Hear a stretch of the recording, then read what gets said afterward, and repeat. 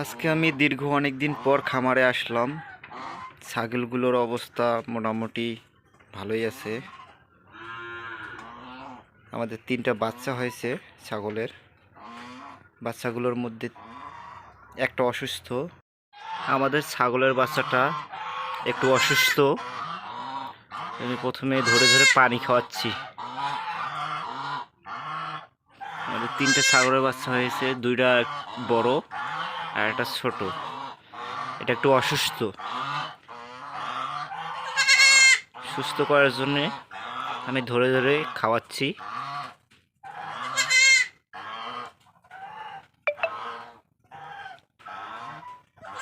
আমি নিজে ধরে খাওয়াইলাম।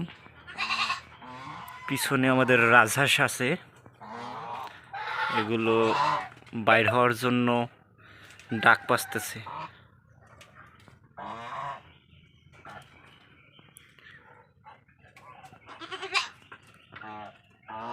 কিরে, তোরা বাইর হবি?